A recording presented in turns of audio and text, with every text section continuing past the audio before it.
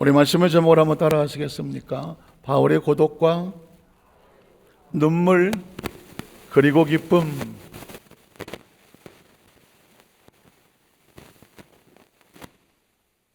아무 짓도 안 하는 거죠. 바울의 고독과 눈물 그리고 기쁨, 이런 제목으로 말씀 은혜를 나누기를 원합니다. 이런 질문을 한번 하고 싶은데요, 사명자들은 말할 수 있는 기회가 많을까요? 아니면 말하고 싶어도 입을 꼭 다물고 침묵할 기회가 많을까요?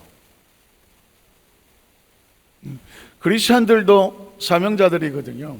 크리스찬, 그리스도를 닮아가는, 이거보다 더한 사명이 어디 있겠어요?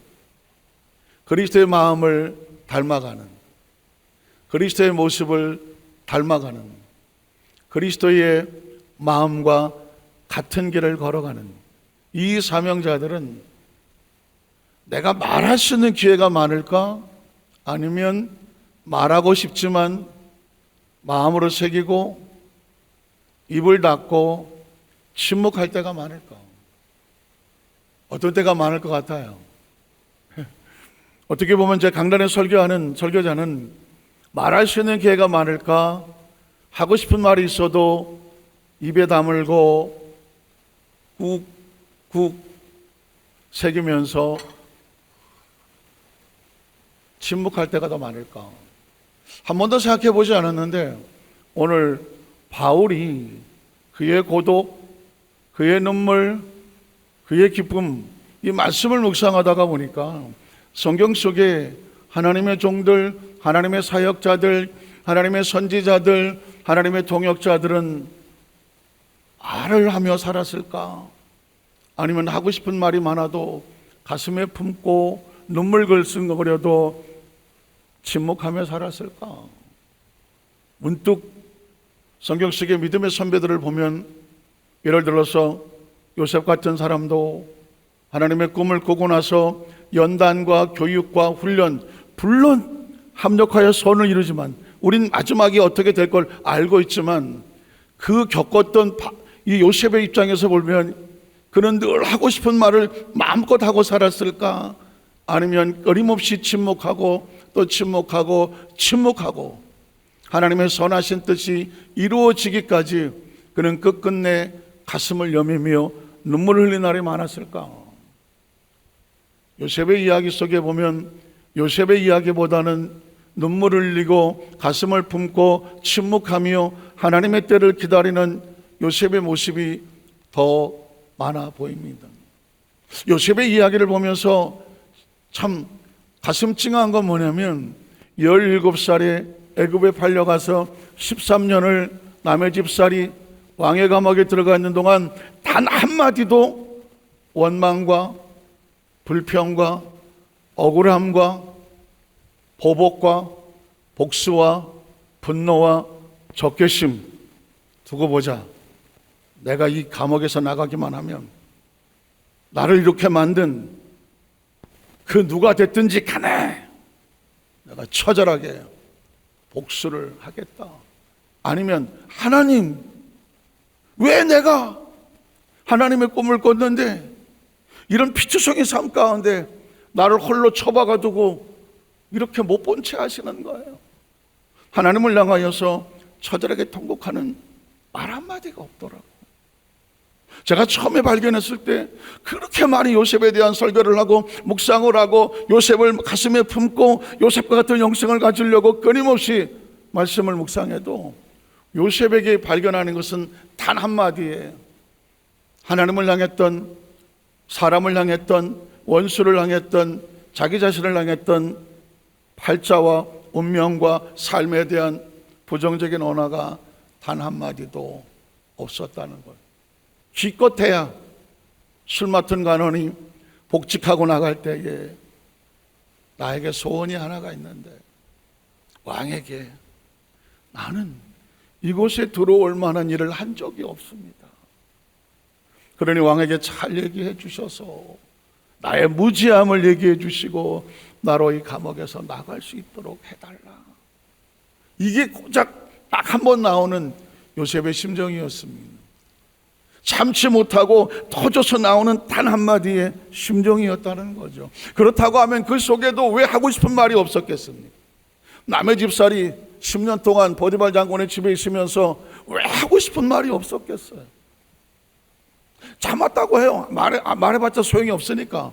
그러나 억울하게 보디발 장군 아내의 억울한 무명을 쓰고 왕의 감옥으로 끌려갈 때 왜 요셉은 한마디라도 발버둥 쳐보지 않았어요? 주인님, 저를 10년 동안 지켜보셨잖아요.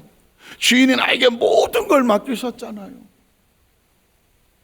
주인의 아내와 먹는 음식 외에는 아무것도 손대지 말라 그래서 단 한 번도 주인의 음식과 주인의 아내에게 눈길 한 번 준 적이 없으며 손 한 번 댄 적이 없는 거 아시잖아요. 왜 저를 한마디 변명, 한마디 물어보지도 않고 한 번 들어가면 나오지도 못하는 감옥에다가 던져놓습니다. 어쩌면 요셉은 보디발 장군에는 원망이 왜 없었겠어요? 세상에 제일 서러운 게 뭐예요? 그렇게 충성을 했는데, 끝까지 신뢰를 지켰는데 그 신뢰를 지켰던 사람으로부터 매몰차게 돌아서는 차가운 눈빛 아닌가요? 요셉이 할 말이 없겠어요. 요셉이 나중에 총리가 되고 형들이 양식을 고관하러 왔을 때 요셉이 형들 앞에서 당신들이 나를 팔았지만 당신들이 판 게 아니고 하나님 나를 보냈습니다 하고 형들 앞에서 요셉이 얼마나 크게 울었던지, 내가 요셉이 얼마나 크게 울었던지 왕궁 안에가 그냥 요셉의 통곡 소리로, 왕궁에 있는 사람들이 왜 총리가 저렇게 서럽게 울까? 그나마 요셉이 한 얘기는 통곡의 눈물이었고 거기서조차도 형들을 원망하지 않더라고요. 그게 사역자예요. 그게 사명자예요. 그게 직분자고요. 그게 크리스찬이에요. 예수 믿는 성도들이 세상에 가서 예수를 믿었다는 하는 것 때문에, 크리스찬이라는 것 때문에 세상의 삶을 살아갈 때에 우리가 세상을 따라가지 아니하고 믿음으로 살려고 몸부림을 칠 때 당하는 오해, 편견, 억울함, 따돌림, 얼마나 많은 서러움이 있어요. 마음껏 살면 차라리 편해요.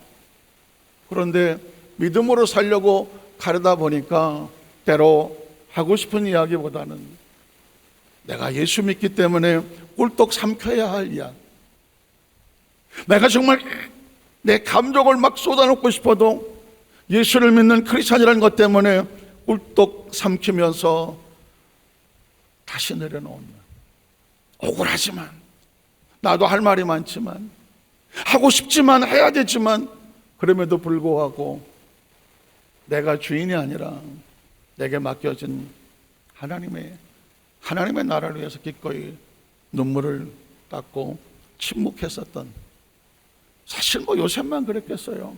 모세는 광야 40년에서 침묵을 했으니까. 오죽하면 하나님 앞에서 광야로 가라, 애굽으로 가라 그랬더니 뭐라고 말합니까? 하나님, 저는 말도 다 잊어버렸어요. 말을 다 잊어버렸어요. 난 말도 못하겠어요. 그 얘기는 뭘까요? 누구 한마디 붙잡고 자기 속 터지는 얘기를 할 수가 없어서 말귀도 못 알아듣는 양떼를 붙잡고 40년을 속절없이 40에 시작해서 80까지 그 광야에서 홀로 고독한 40년을 버텼어. 생각해 보셨어요? 모세의 40년이 얼마나 처절했을지. 광야에서 펄펄 뛰는 나이 40에 가서 80까지 낡은 지팡이 하나 들고 말귀도 모르는 양떼를 들고 오늘은 이 산, 내일은 저 산 양떼를 돌보며 하염없이 하나님이 불러주실 때까지 기다리는 모세의 심정을 한 번이라도 생각해 보셨냐고 묻는 거예요. 저도 미국에 선교사 하기 전까지는요, 모세의 그런 심정은 한 번도 생각해 본 적이 없어요.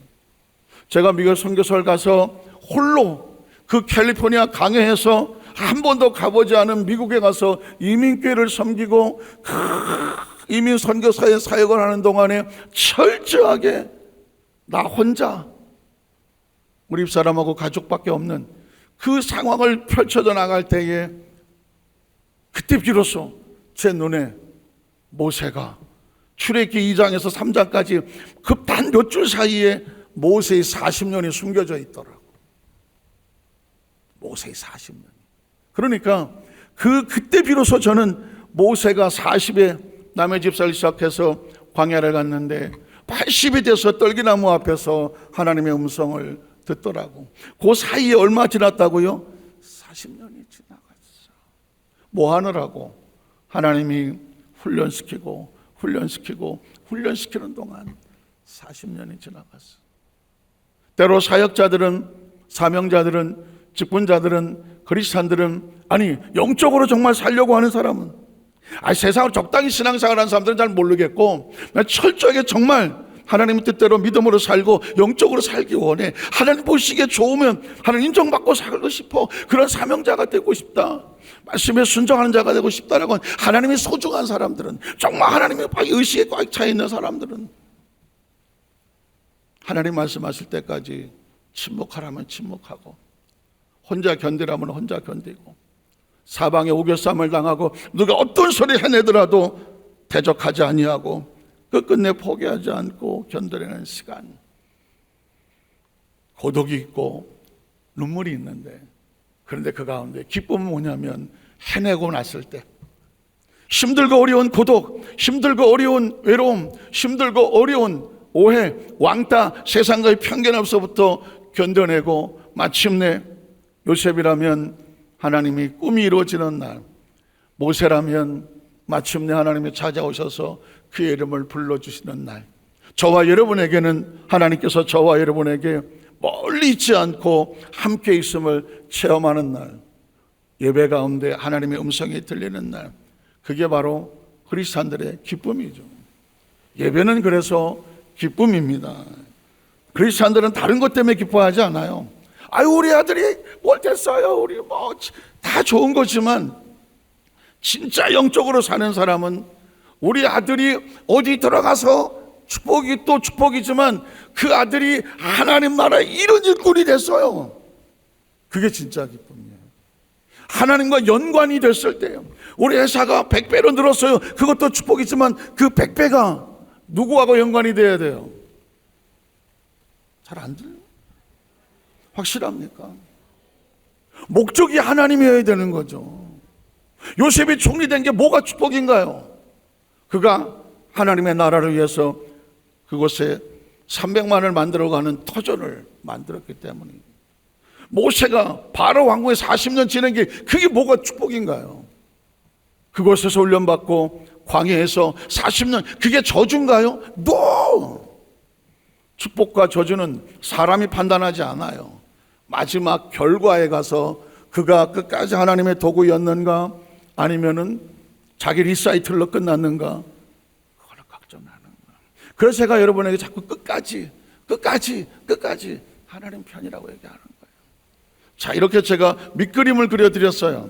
그러면 이제 여기에 바울의 고독은 무엇인지, 바울의 눈물은 무엇인지, 바울의 기쁨이 무엇인지 성경을 찾아가면 비로소 성경이 보이기 시작하는 겁니다. 우리 첫 번째로 바울의 고독의 모습을 한번 찾아가 보겠습니다. 고린도 교회에 바울은 2번을 방문을 합니다. 자, 바울이 2번을 고린도 병을 방문을 하는데, 첫 번째 방문은 사도행전 18장 1절로 4절에 나와요. 그 후에 바울이 아테네입니다. 아덴을 떠나서 고린도에 이르러 고린도 방문을 했죠. 처음 방문을 한 거예요.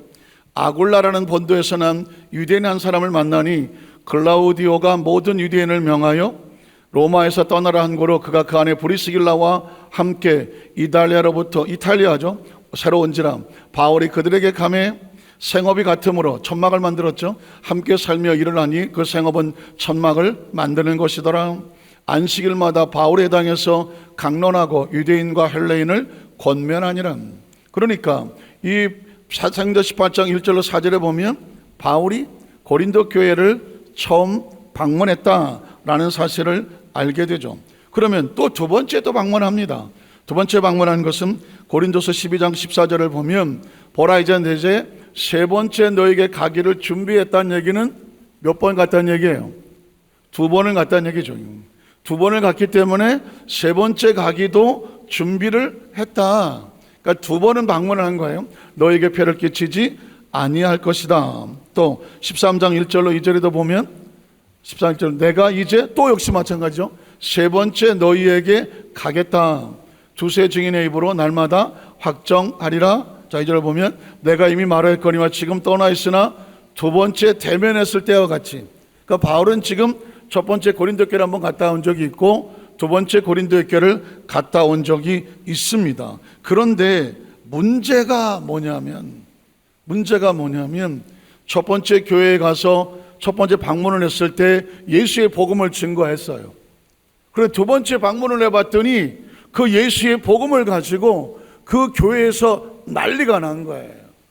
제가 말씀했던 것처럼 예수가 그리스도라고 복음을 증거했지만 유대인들에 들어온 사람 가운데에 바울을 좋지 못하는 이미지로 보는 사람은 저 바울 지가 언제부터 예수 믿었어?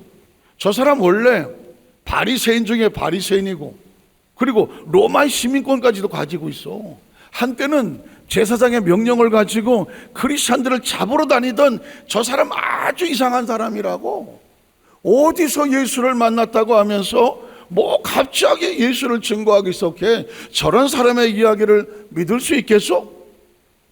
이러면서 바울이 세우는 교회에 구약의 복음을 들고 들어와서 아니요, 율법을 지켜야지, 지금도 제사 지내야지, 양소 잡아야 된다고 이렇게 함으로 말미암아 예수의 복음을 증거했더니 가만히 들어와서 이 바울을 갖다가 막 오해를 시키게 하고 이간질을 시키고 그리고 아직도 구약시대에 제사를 지내야 된다라고 하면서 유대인들이 고린도 교회 사람들에게 혼동을 주는 거예요.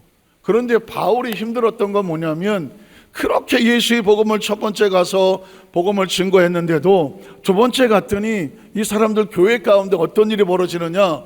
그래, 바울이 믿는 예수가 우린 예수를 믿어야 돼. 그래야 되는데 한쪽 구덩이에서는 저 바울 이상한데, 이 유대인들 얘기를 듣고 나니까 저 사람을 믿을 수가 없어. 지금도 아마 우린 제사를 지내야 되는 것 같아. 이러면서 복음이 흔들리기를 시작하는 거야. 복음이 흔들리기 시작하는 거야.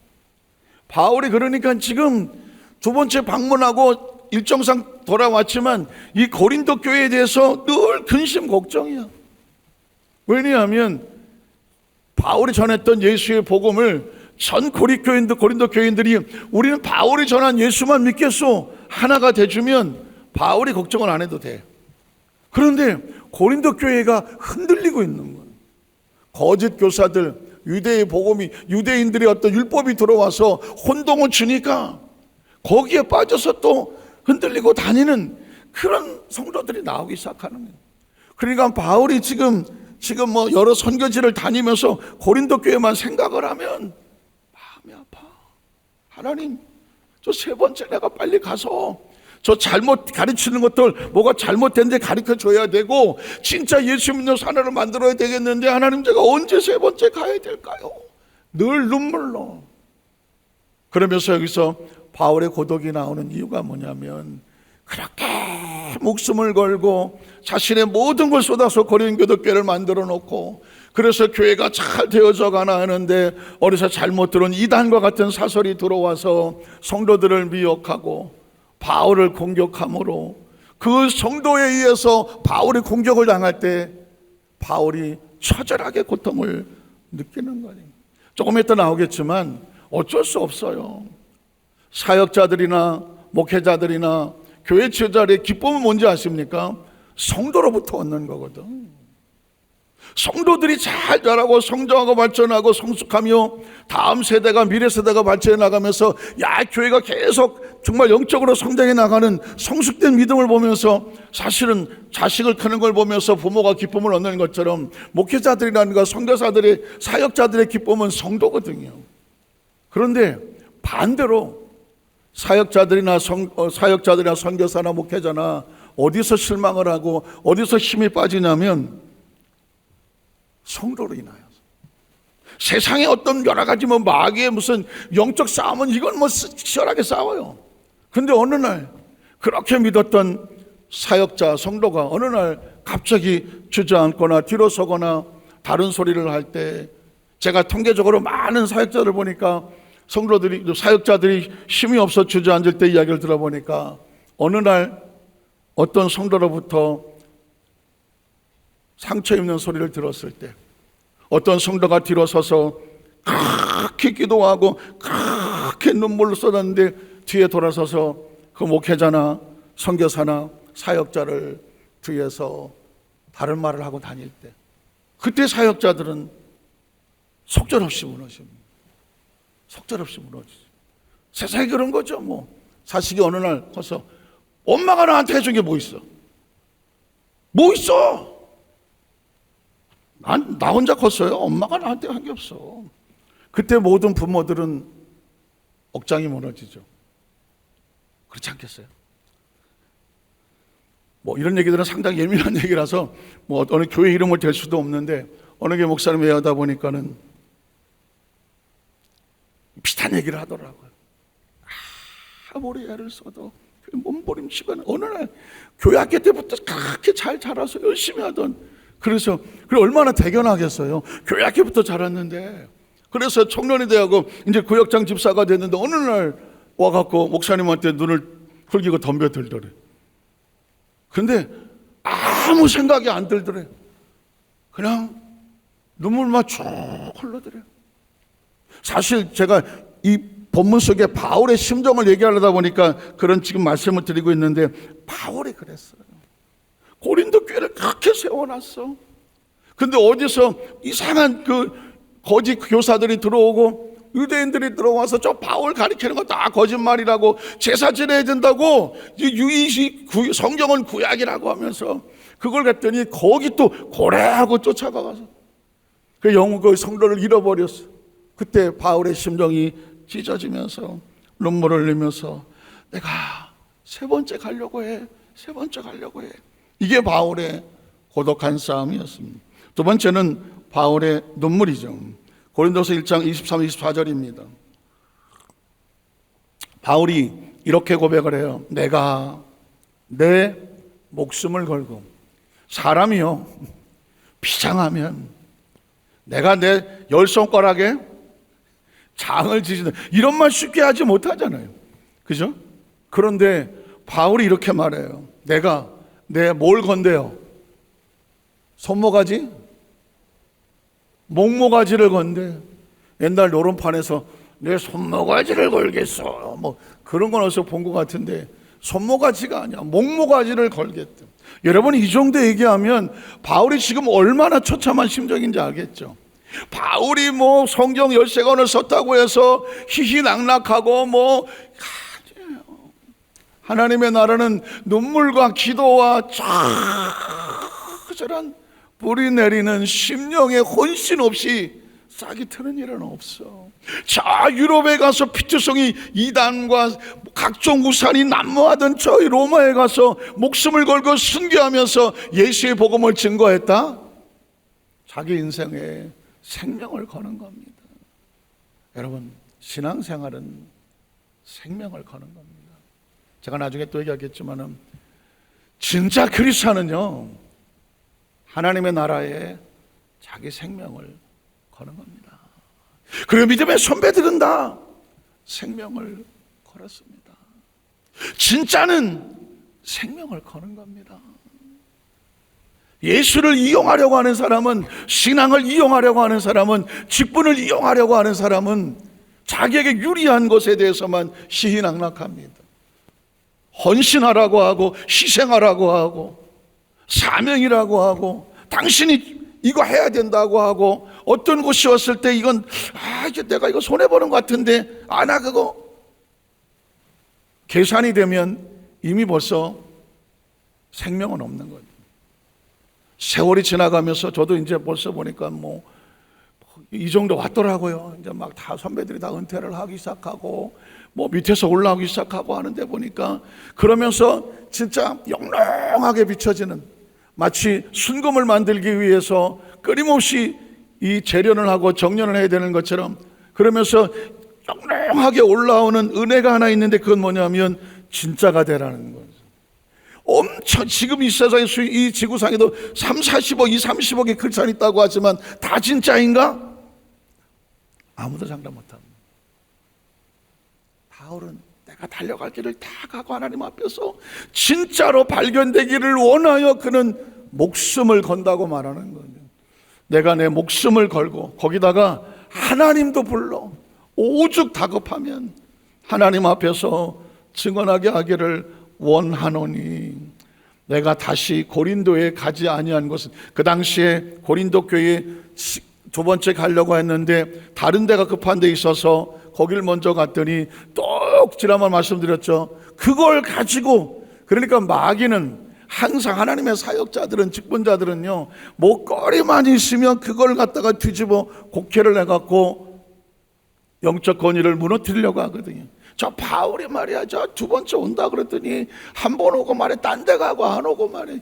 아유, 저 사람, 야, 저렇게 한마디로 두 말하는 사람을 믿을 수 있겠어?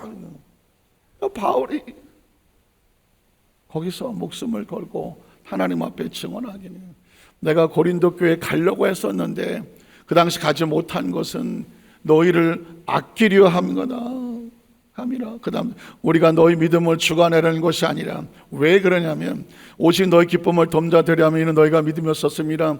바울이 가서 지금 그 심정으로 가면 그 잘못된 사람들에게 정죄를 해야 되고, 그리고 싸워야 되고, 다퉈야 되고, 갈라야 되고, 바울이 얼마나 고민을 했겠어요. 그래서 하나님 어떻게 할까요? 기다려라. 때로 여러분 혹시 아십니까? 내가 하고 싶은 말이 있어. 정말 나도 억울하다고 막 정말 가서 하고 싶은데 때로 하나님은 뭐 하게 하세요? 침묵하게 하시거든요. 침묵해. 그런 동안에 그 사람이 스스로 깨닫고 돌아올 때까지 기다려주라고 말하는 거예요. 제가 조금 젊었을 때는 그걸 잘 못했던 것 같아요.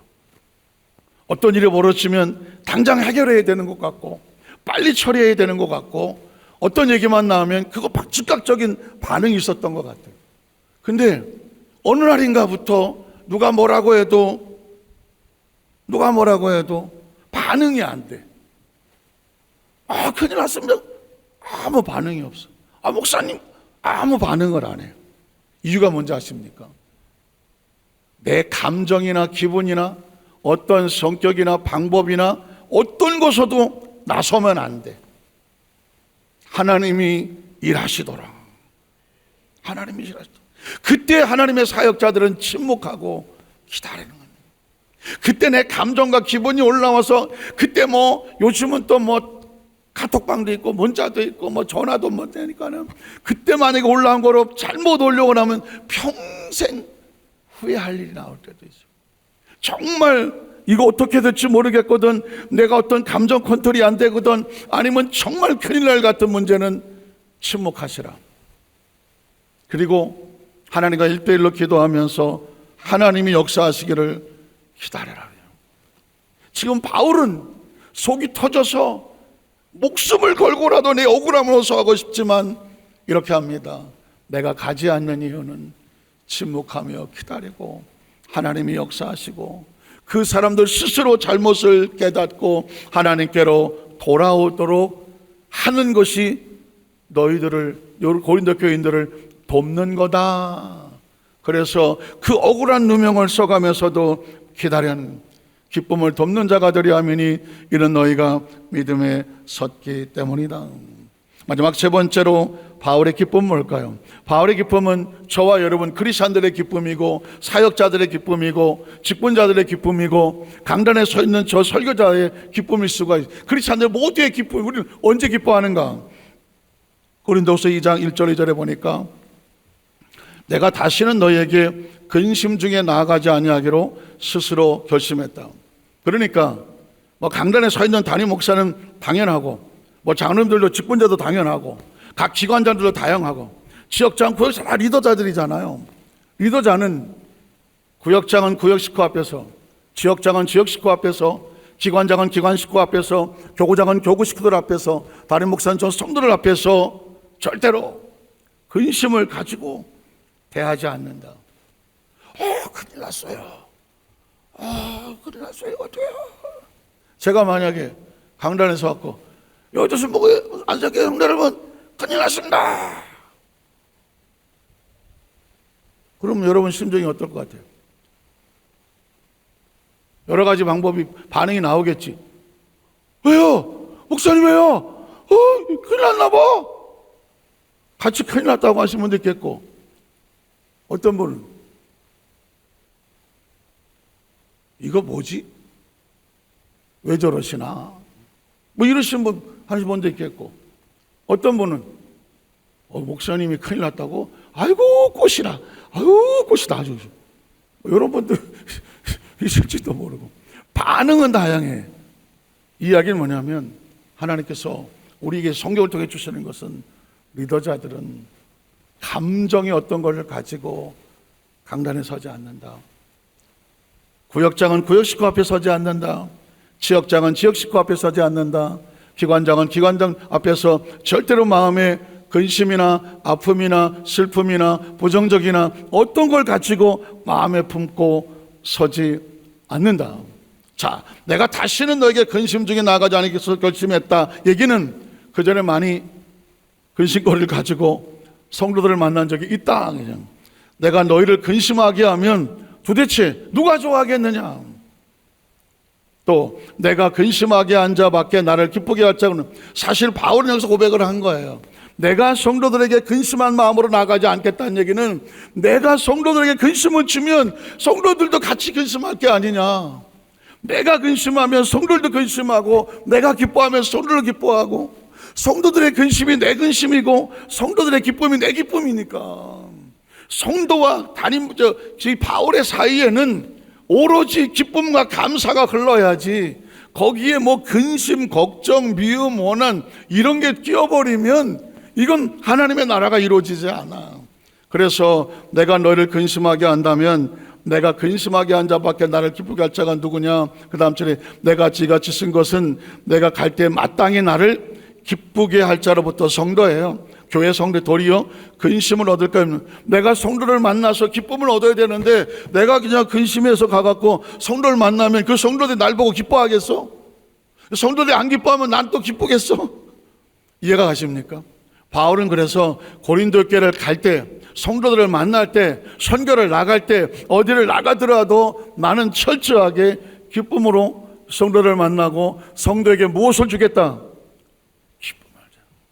사역자들은 성도들에게 기쁨을 주는 자지 근심을 주는 자가 아니죠. 사역자라고 해서 강단에 있는 담임 목사뿐만 아니라 구역장도 구역 식구를 기쁨으로, 지역장은 지역 식구를 기쁨으로, 기관장은 기관 식구들을 기쁨으로, 그리고 각 우리 직분자들은 맡고 있는 모든 사람들에게 오늘 내가 만난 사람은 나로 인하여 뭐 한다? 우리 자기서 한번 축복할까요? 우리는 서로에게 기쁨이 되어야 합니다.